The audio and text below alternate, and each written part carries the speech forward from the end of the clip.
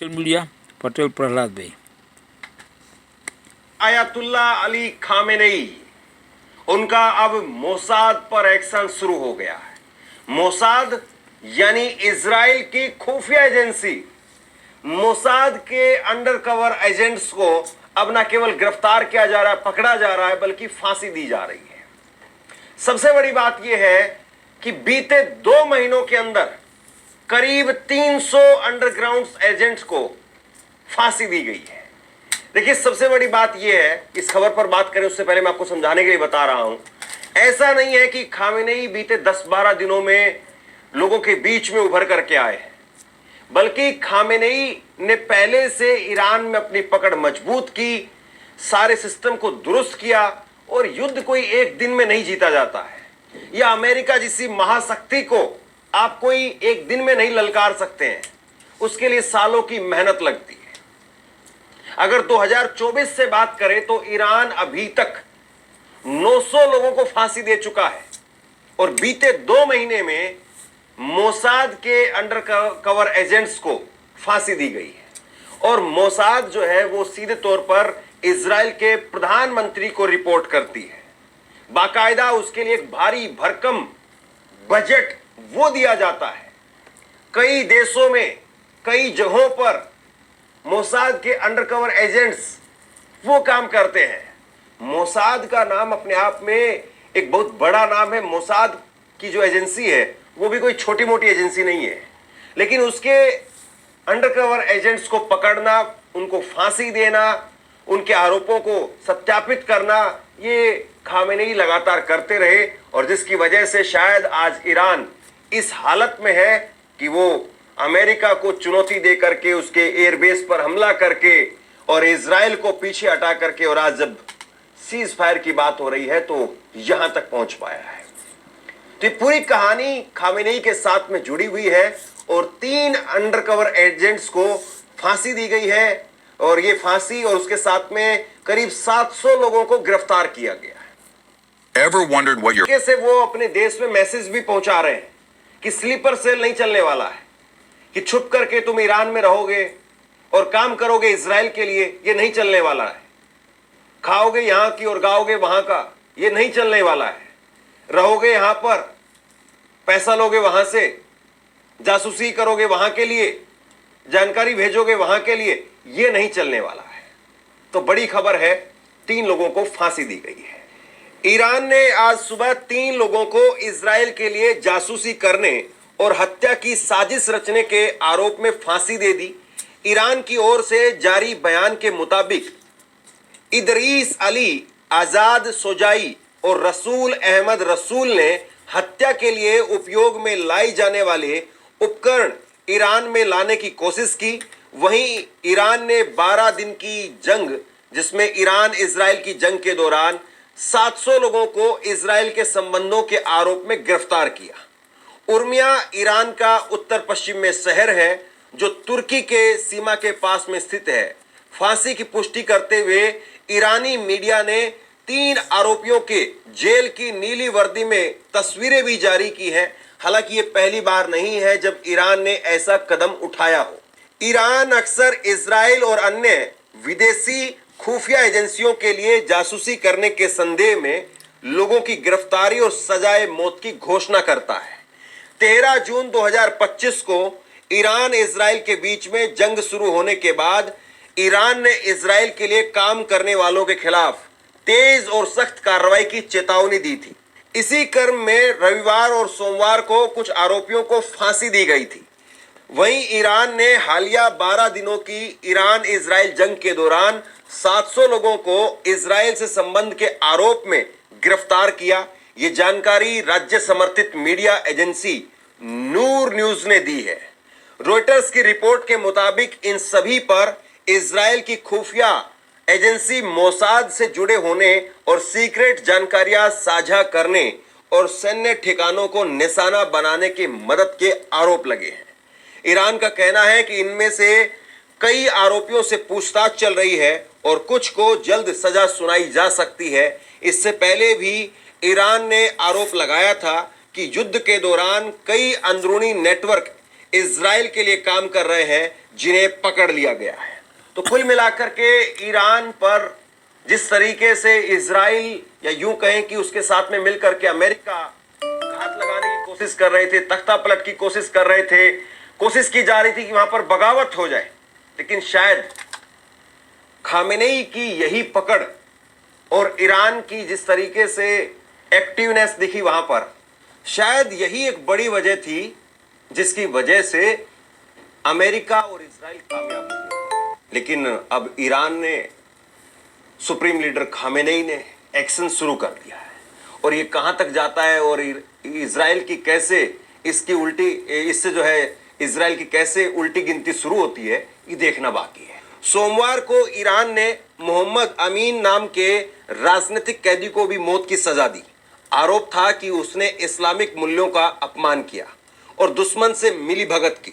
Reports के मुताबिक 2023 के अंत में गिरफ्तार किया गया था और बाद में मोसाद से जुड़ा एक साइबर नेटवर्क चलाने का भी आरोप कबूल किया। ईरान ह्यूमन राइट्स की रिपोर्ट कहती है कि बीते 2 महीनों में ईरान ने करीब 300 लोगों को फांसी दी है जो विदेशी जासूसी में शामिल बताए जा रहे थे। इनमें माजिद मोयासाबी नाम का एक व्यक्ति भी शामिल है जिसे इजराइल को संवेदनशील जानकारी देने के आरोप में 22 जून को फांसी दी गई। यानी एक तरीके से आप देखें तो इस वक्त में ईरान न केवल कूटनीतिक तौर पर या आमने सामने की जंग में या फिर अपने से बड़े दादा को अमेरिका को वहां पर उनकी हेकड़ी निकाल रहा है, बल्कि ग्राउंड लेवल्स पर जो बारीकी के साथ में काम किया जाना है उसको भी ईरान भली भांति कर रहा है। और शायद इसीलिए आप जो है वो अंतर पैदा कर पाते हैं। बड़ा प्लेयर या जो विनर होता है, ऐसा नहीं कि उसने सब कुछ अलग काम किया होता है, लेकिन उसने हर एक चीज को या हर एक पहलू पर काम किया होता है। सुबह उठना, डाइट प्रॉपर लेना, कैसे जो है वो अपने आप को सुधार करना, अपनी कमियों को खुद से पहचानना, उनको दूर करना। एक हारे हुए खिलाड़ी में और एक जीते हुए खिलाड़ी में यही अंतर होता है कि जीता हुआ खिलाड़ी हर मोर्चे पर काम करता है, हर मोर्चे पर अपने आप को टाइट करता है। और ईरान शायद आज यही वजह है कि वो इस लड़ाई में बहुत अलग तरीके से दिखा, जिसकी उम्मीद, जिसकी संभावना शायद 15 दिन पहले किसी को नहीं थी। इजराइल ईरान के बीच जंग के 12वें दिन यानी मंगलवार को सीज फायर हो गया। दोनों देशों ने इसकी पुष्टि की, साथ ही जंग में अपनी जीत का दावा किया। इजरायली पीएम बेंजामिन नेतन्याहू ने कहा कि ईरान के खिलाफ इजराइल ने ऐतिहासिक जीत हासिल की है जो पीढ़ियों तक याद रखी जाएगी। उन्होंने कहा कि हम शेर की तरह से उठे और हमारी दहाड़ ने तेहरान को हिला दिया। गजब है।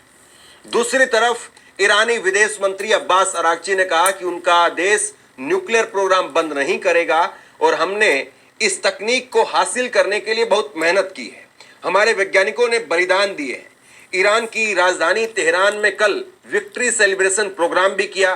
बता दें कि अमेरिकी राष्ट्रपति डोनाल्ड ट्रंप ने सबसे पहले मंगलवार तड़के 3:30 पर सोशल मीडिया पर पोस्ट के जरिए दोनों देशों को में सीज फायर की जानकारी दी थी।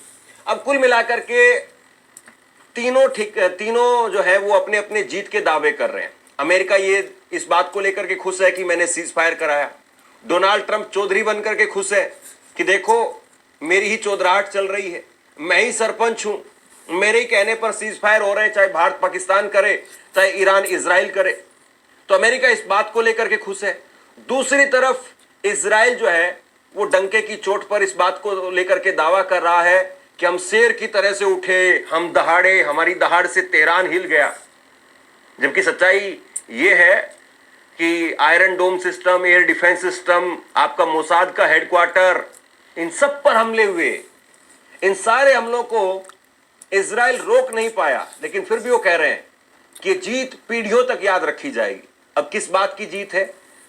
ना तो खामेनेई को आप खत्म कर पाए, ना न्यूक्लियर प्रोग्राम को लेकर के 100% दावा किसी इंडिपेंडेंट एजेंसी ने किया है कि वो खत्म हो गया।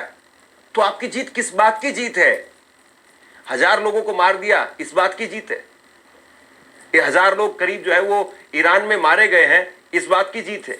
क्या यही आपका मकसद था कि इजराइल के ईरान के आम शहरियों को जो है वो आप निशाना बना लेंगे? और तीसरी तरफ जो है वो ईरान के विदेश मंत्री और बाकी वो कह रहे हैं कि नहीं, देखो हमने 12 दिनों की जंग में अकेले सामना किया और इजराइल और अमेरिका इसको घुटने पर ला दिया। तो अपने अपने सबके जीत के दावे। 13 जून को इजराइल ने ईरान के कुछ अहम ठिकानों पर हमला किया था। इसके जवाब में ईरान ने अमेरिका और इजराइल के खिलाफ मोर्चा खोल दिया। तभी से देश में मोसाद से जुड़े लोगों की धरपकड़ तेज हो गई। कुम प्रांत की पुलिस ने हाल में 22 और लोगों को हिरासत में लिया है जो इजरायली एजेंसियों से जुड़े बताए जा रहे हैं। मानवाधिकार संगठनों का दावा है कि साल 2024 से अब तक ईरान में 900 से ज्यादा लोगों को फांसी दी जा चुकी है, जिनमें बड़ी संख्या देशद्रोह और विदेशी एजेंसियों से संपर्क के आरोप में फांसी पाए लोगों की है। तो कुल मिलाकर के ईरान का एक्शन जारी है, खामेनेई उनका एक्शन जारी है और खामेनेई इस वक्त तक लोगों के सामने नहीं आए हैं। लेकिन आप सोचिए कि खामेनेई ने किस तरीके का स्ट्रक्चर ईरान के अंदर डेवलप किया है, जिसकी वजह से आज ईरान कैसे अपने आप को इस मुश्किल घड़ी में भी पूरी तरह से दुश्मन के ऊपर भारी बता रहा है। अब मोसाद के बारे में जरा समझिए कि मोसाद आखिरकार इतनी बड़ी एजेंसी कैसे बन गई और कैसे जो है वो ईरान में जाकर के तख्ता पलट की कोशिश करती है या बाकी जगह पर जाकर के खुफिया जानकारी निकालती है। मोसाद इजराइल की विदेशी खुफिया एजेंसी है। बताया जाता है कि ऑफिशियल तौर पर कि जिसका उद्देश्य विदेशों से खुफिया जानकारी जुटाना है, गुप्त ऑपरेशन करना और आतंक विरोधी कार्य करना है।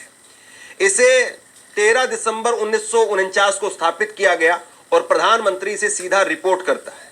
संसद या सामान्य कानून से मोसाद बंधा हुआ नहीं है।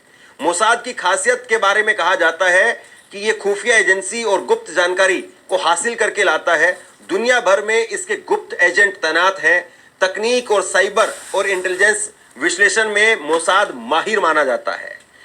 आकस्मिक ऑपरेशन और किसी को ठिकाने लगाना, उसकी हत्या करना, ये इसकी स्पेशलिटी बताई जाती है। नाजी अधिकारी एडोल्फ आइखनमैन को अर्जेंटीना में पकड़कर लाया गया।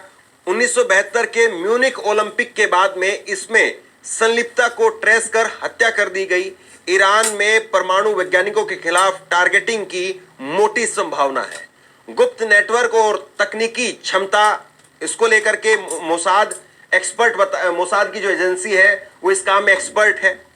गहरी कवर और ढेर सारे इसके एजेंट बताए जाते हैं जो कि आधुनिक तकनीक जैसे ड्रोन, स्मार्टफोन ट्रैकिंग, ये सब इस्तेमाल करने में मोसाद की जो है वो मोसाद एक्सपर्ट है इस मामले में। दुनिया भर में ये मशहूर है। एक तरीके से ये आप कह सकते हैं कि विश्व स्तरीय एजेंसी है जहां पर लगभग 7,000 कर्मचारी हैं और इसका सालाना बजट 2.7 बिलियन डॉलर है, यानी 22,545 करोड़ के बराबर इसका बजट है। तो भारी भरकम बजट है साहब, हजारों कर्मचारी हैं। किस तरीके से स्मार्टफोन को हैक करेंगे, कैसे ड्रोन्स को हैक करेंगे, किस तरीके से मिसाइल कहां पर बन रही है, वैज्ञानिक कहां पर रह रहे हैं, ये सारे काम मोसाद के हैं। हालांकि बहुत सारे लोग मोसाद को ही असली फसाद की जड़ बताते हैं। वो कहते हैं कि मोसाद नहीं है, यही फसाद है। मोसाद को फसाद का नाम भी दिया जाता है।